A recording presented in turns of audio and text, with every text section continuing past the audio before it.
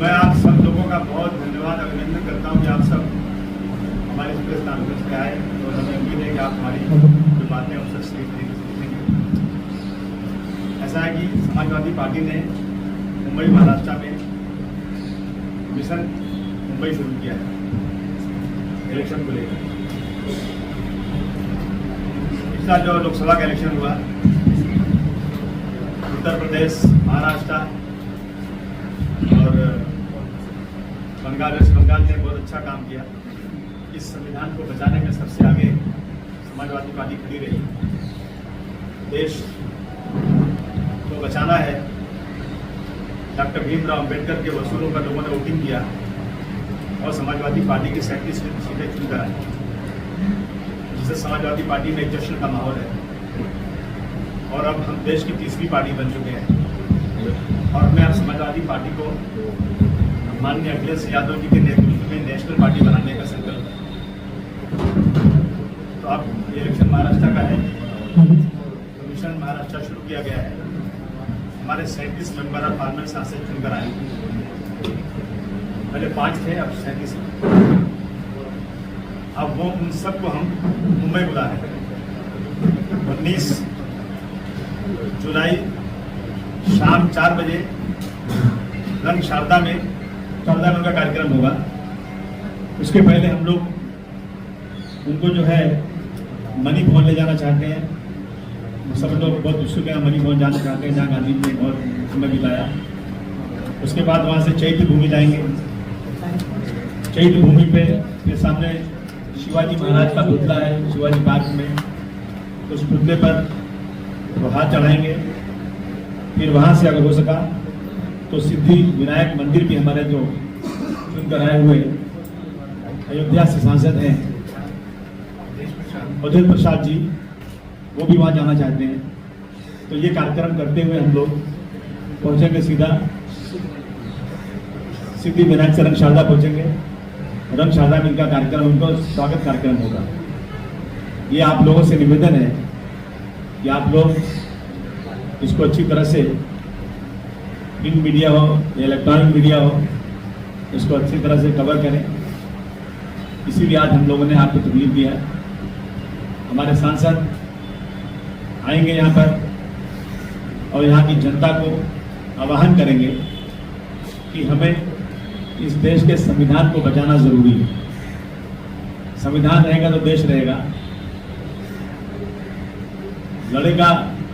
लड़ेगी महान विकास अघाड़ी और जीतेगी महान विकास अघाड़ी, ये हमारी कोशिश होगी।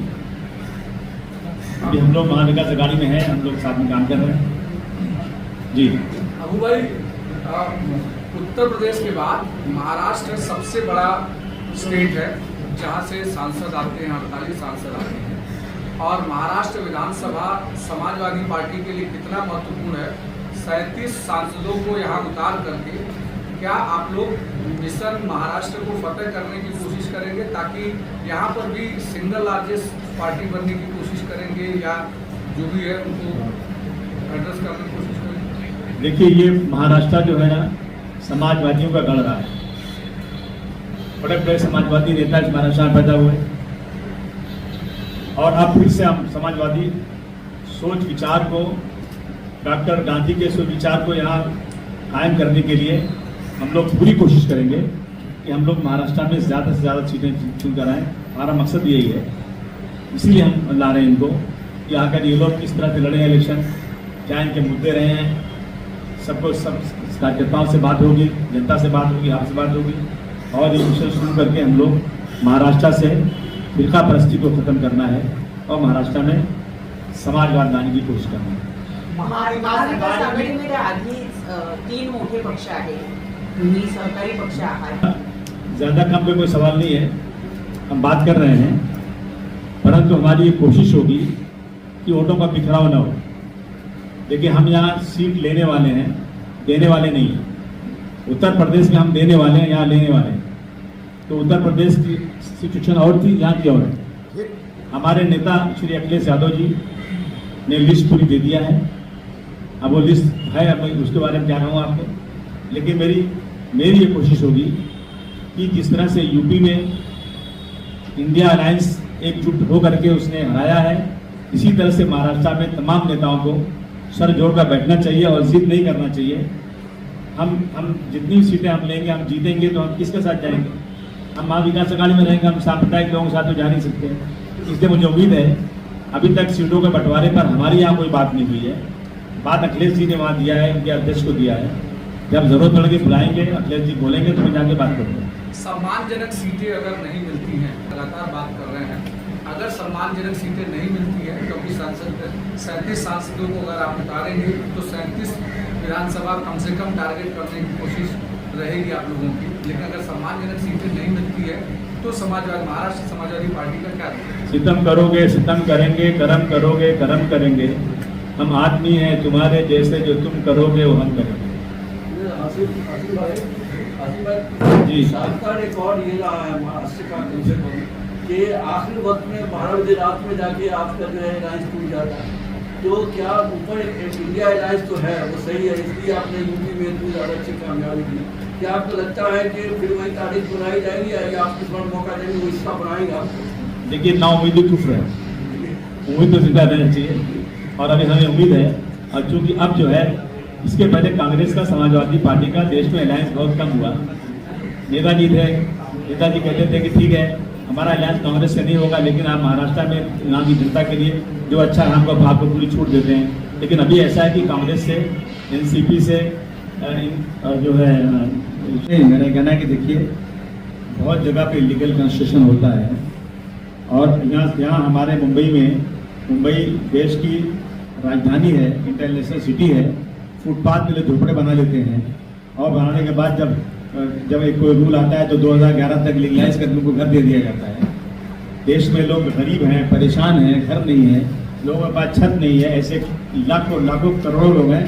जिस देश में 80 करोड़ लोगों को अगर राशन नहीं दिया जाए तो खाना नहीं मिलेगा, उस देश में अगर किसी ने कोई इलीगल कंस्ट्रक्शन किया है तो मैं समझता हूँ तो सरकार को इतनी ज़्यादा उनके साथ बेरहमी से तोड़ना नहीं चाहिए। बिल्कुल कानून है तो बिल्कुल उसको डिमोलिश हो सकता है, लेकिन एक रहम का ही पैमाना होता है और उनको उसमें वहाँ पे उनको जो स्टे भी मिला हुआ है, उसको स्टे नहीं मिला हुआ है। लेकिन वहाँ की जनता ने, वहाँ के जो एग्रेसिव जो है कट्टरपंथी लोग, मैं इसको हिंदू नहीं कहना चाहता हूँ, वो हिंदू होते तो कट्टरपंथी होने नहीं चाहिए, उनको हिंदू धर्म ये सिखाया नहीं गया है। वो लोग जो हैं जा करके नीचे खड़े थे, कई हजार लोग नीचे खड़े थे प्रोटेस्ट करना। वहाँ पे जो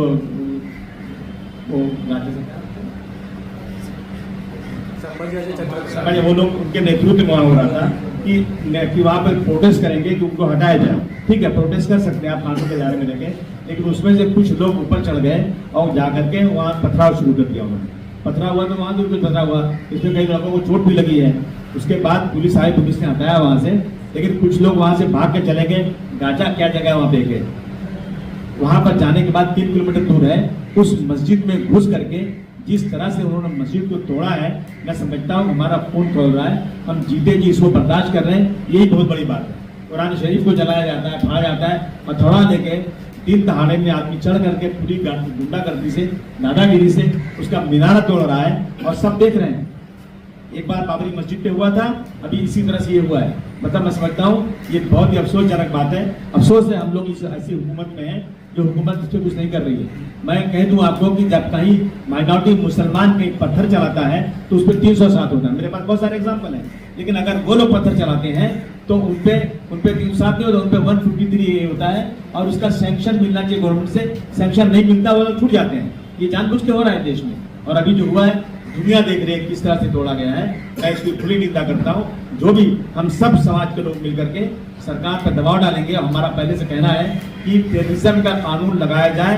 यदि कोई रिलीजन के खिलाफ कोई कुछ करता है, मस्जिद पे हो या मंदिर पे हो, प्रॉफिट पे हो, छत्रपति शिवाजी महाराज पे, देवी देवताओं पे हो, रामायण पे हो, किसी ने अपमानित किया तो उसको टेररिज्म के कानून में लगाइए। महाराष्ट्र का 70 से 80% लॉ एंड ऑर्डर सुधर जाएगा और किसी की हिम्मत नहीं पड़ेगी काम करने की।